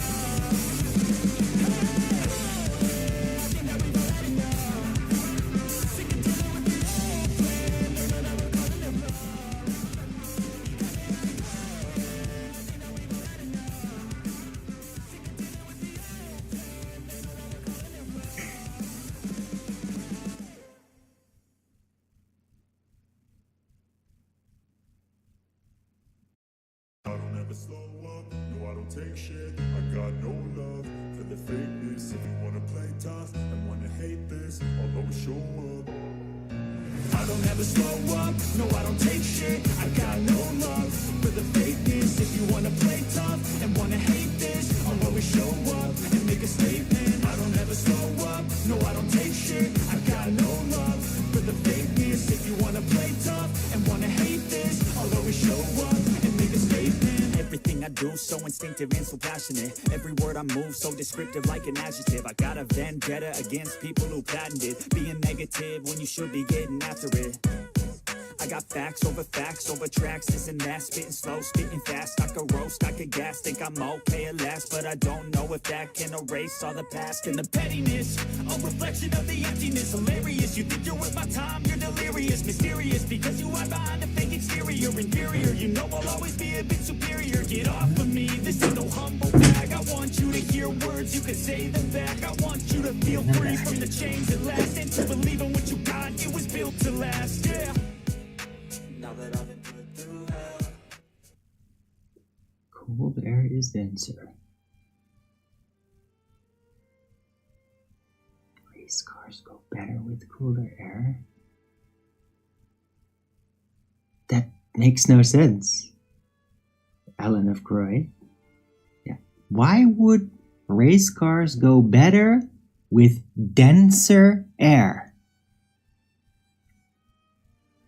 Which is cooler, right? Because you said cold air is denser, so if race cars go better with colder air, why would a car do better if the air was more dense? Like, think of it of being even more dense, like water. Is it gonna go faster in water? Or is the higher density gonna cause more friction? Yeah, if it goes better with cold air, that's probably because it's less dense and thus causes less friction. Helen of Croy, think you're still stuck in a cognitive dissonance there. Very badly. More oxygen for combustion. Okay. In the meantime, colder air is less dense.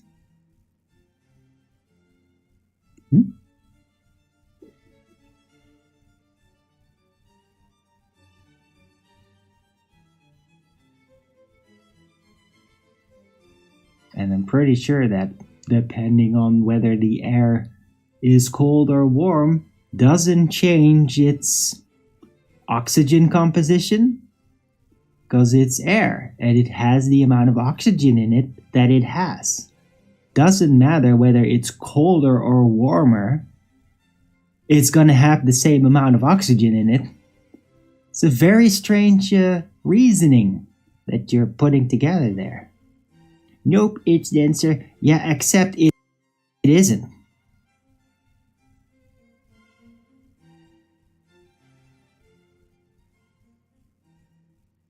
Yeah, it isn't. Now, if you gonna cool air down here in the open, yeah, there might be more collecting, as it were. But if you have a limited volume, like it's closed, in a closed system, when you cool it, it's going to be less dense. Get it? In a closed system, when you cool the air, it's going to be less dense. If you warm it, it's going to be more dense, it's going to be more pressurized. Now in an open system, when you warm air, it's going to also expand because of the pressure increase. That might kind of like equalize it, while the cold air will actually retract and thus pull other air into the cooler volume. Yeah, that's the complication of having a dynamic system. But yeah, cold air is not more dense. If you have air and you cool that air in a closed system, it's going to be less dense. If you heat it in a closed system, it's going to be more dense. So you are wrong.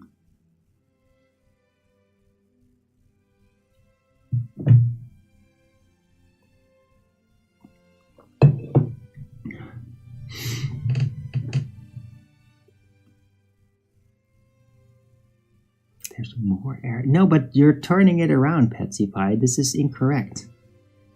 This should be common sense. Yeah, you're incorrect. Yeah, if you're gonna fill a cube or whatever, a cubic meter, with cold stuff, yeah, then more will fit in it. If you're gonna keep filling it until it is stable, right? Yeah, there's gonna be more in it. But that's not the scenario, though. You don't have another outside volume to fill it with. It's a closed system. There is a specific amount of air in there, and when you cool that closed system with the air, it's still the same amount of air. It's just redistributing itself differently because it's cooling. It's going to become less dense. Yeah? And when you heat that same amount of air in a closed system, it's going to want to expand. It's going to want to pressurize. And it will cause that same amount of air to become more dense. Yeah? This is not about common sense. This is about empirical results. It doesn't have to make common sense to you guys with your open system standard assumptions, which is where this reasoning is coming from. It is just, unfortunately, not a reality. Because in reality, when you have a closed system and you heat it, it becomes more dense, and when you cool it, it becomes less dense. And that's a fact.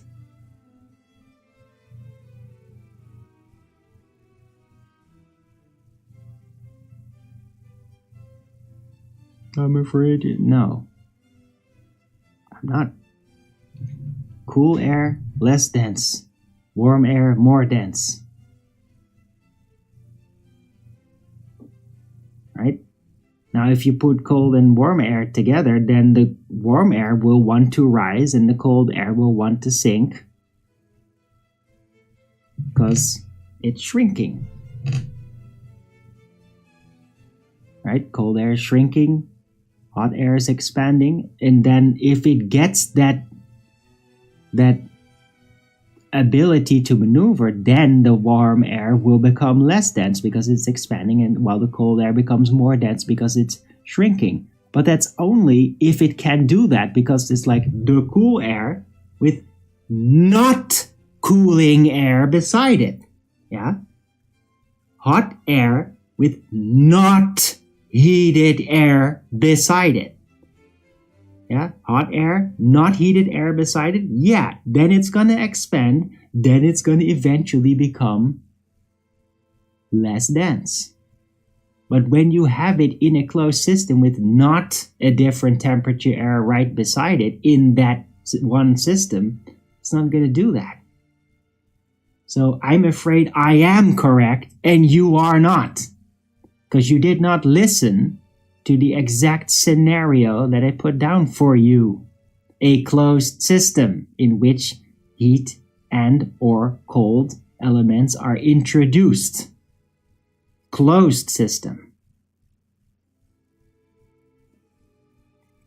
When you do it, it will distribute itself as a gradient.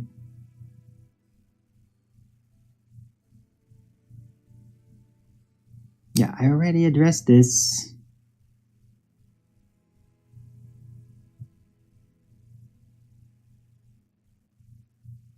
A phenomenon where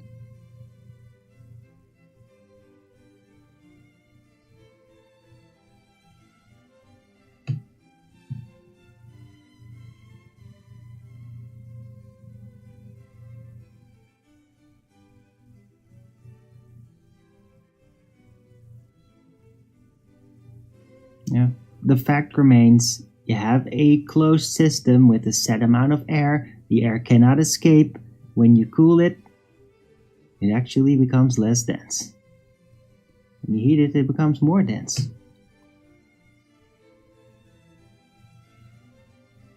And when you have a hot element on one side and a cold on the other, then a gradient will form where there is more density at the hot side than at the cold side.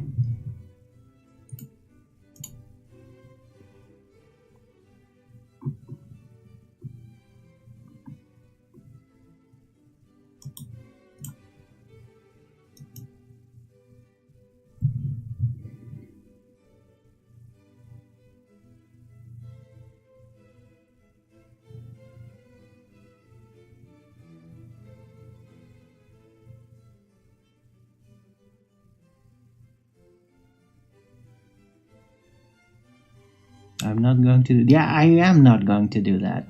Because I already know. Somebody literally posted the fucking Google results, but you guys are not listening to me.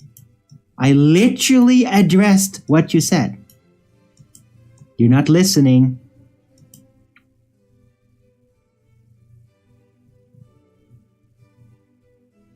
Yeah.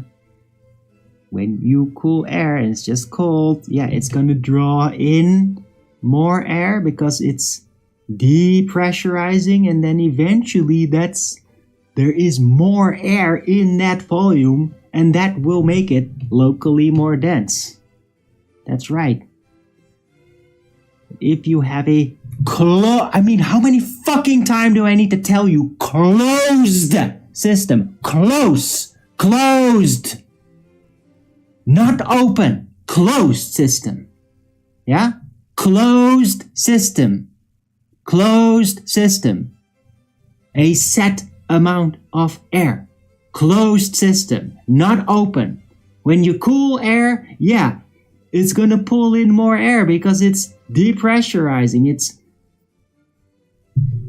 becoming more dense. Yeah, and then there will fit more air in that same volume that will be more dense. That's right. So in that sense, cold air is denser.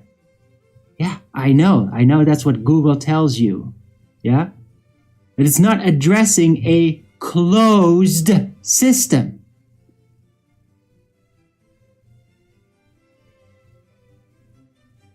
Yeah?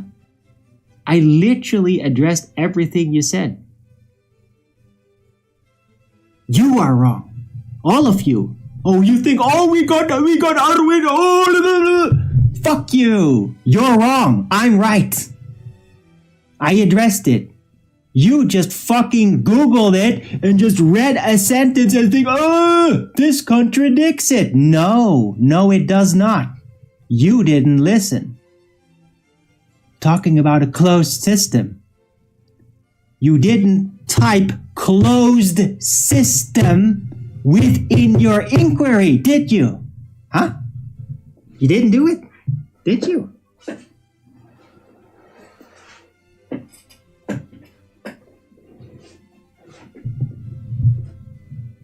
You're just wrong. Yeah, everything that I said is correct. if you don't have the faculties to get that, you're a fucking retard and you are totally search engine dependent. So you don't have your own critical thought anymore. You don't have oversight over how things work based on actual experiment, on actually physically testing anything, do you? You just look shit up and I think that equates the truth. Yeah? Search engine dependency.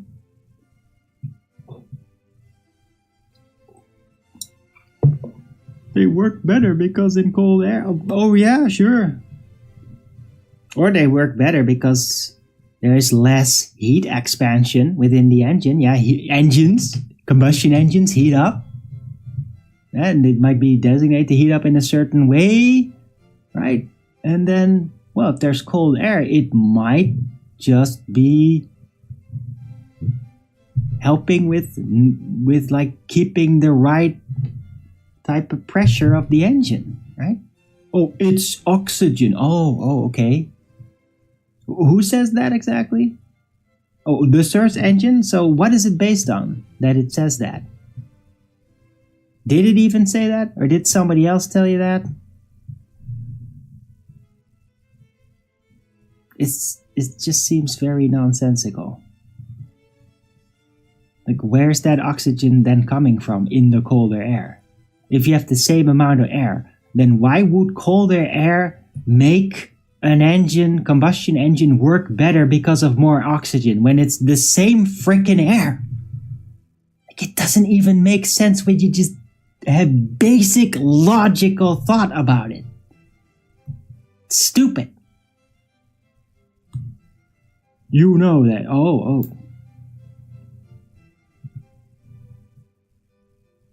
Okay.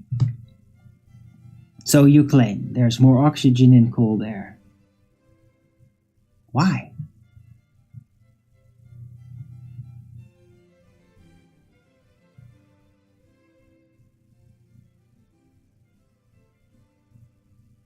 I can't accept. Wow. Okay, well, Patsy Pie, I mean, you're just being a dick. Like, what the fuck does any of this prove? More oxygen in cold air, so that means that cold air is less dense. Or more dense. Is it? Why would cold air being more dense be proven by there being more oxygen in it? Like, nothing you're saying makes any fucking sense. Yeah, more oxygen. So where's the fucking pressure coming in? You're not even addressing anything. You're just telling me, oh, cold air, more oxygen. Oh, that proved me wrong. Oh, okay. It makes no fucking sense, dude. You're not making any goddamn sense.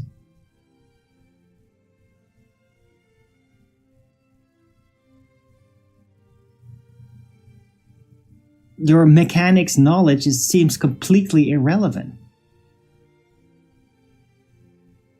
There's more air in the same amount of volume. Oh, so not a closed system then?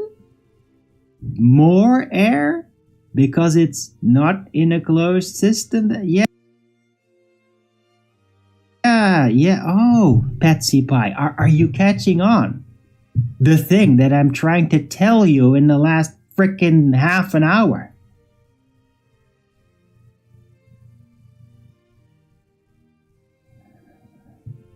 Petrol is combustible without it? I don't know about that, Anunnaki.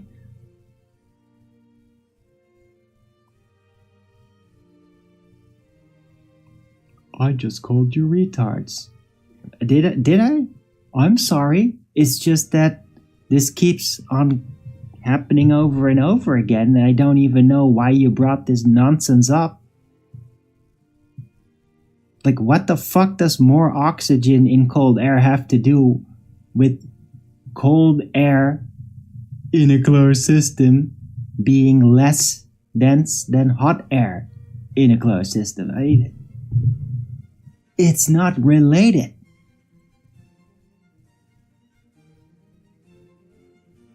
This makes no sense.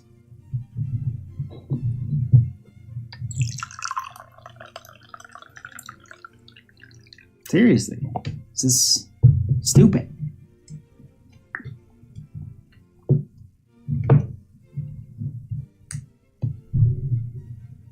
Yeah, the air up there is less dense.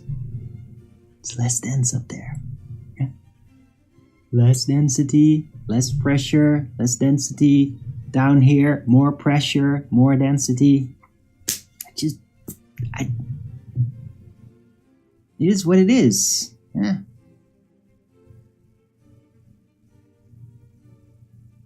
No, it does not make me look silly. I'm just going by the facts. Less pressure up there, more pressure down here. More pressure is going to mean more density.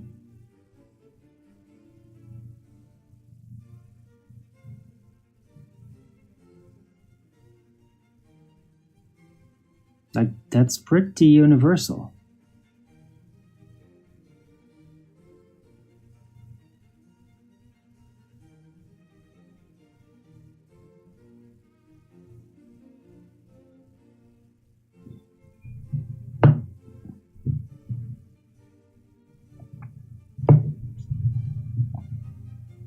Although I mean, at this point, I don't even know why the hell this, like, what kind of a discussion is this at this point? Like, what the fuck is all this being about? What is this about?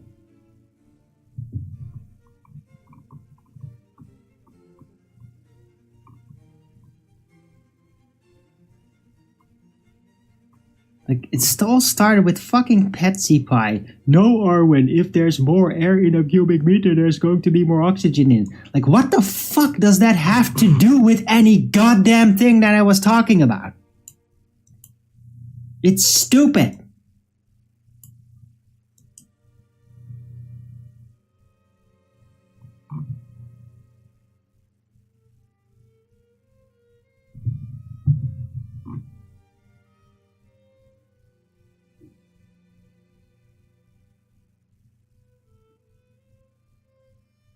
Seriously, what the fuck does that have to do with, hey, you can't have a gas pressure gradient the way it is in an infinite volume above you?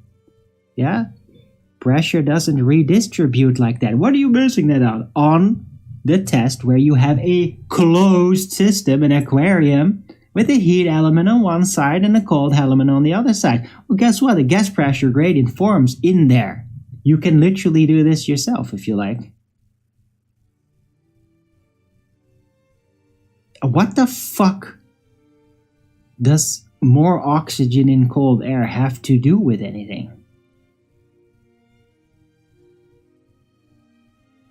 How does this disprove the statement?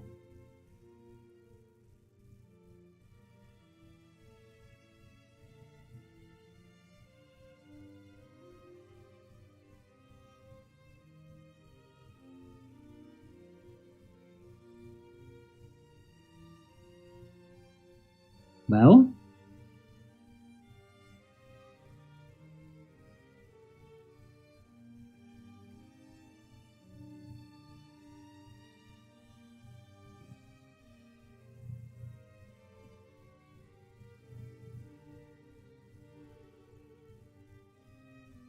I'll just leave it to that. I mean, this is fucking retarded, man.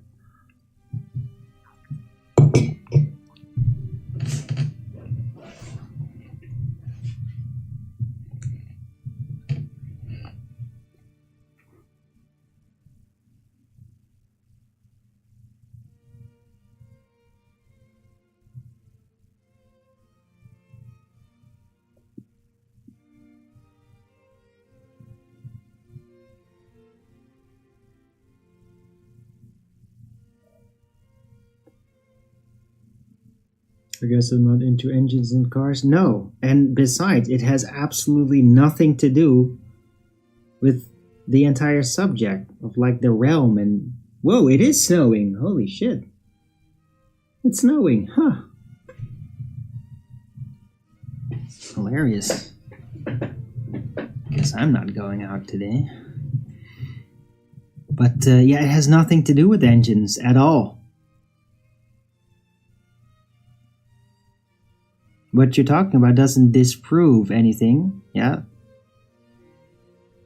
What I do know is that, hey, when you are trying to collect gas to put it in a tank, pressurized, right? Oh, let's gather up some gas.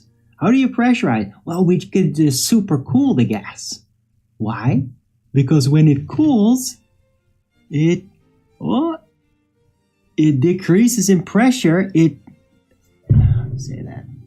shrinks, and then it'll pull other gas into that vacuous situation, like pressure decreasing situation, because high pressure wants to go to low pressure, and it pulls more gas in. That gas cools, and then it eventually like gathers, and then it becomes like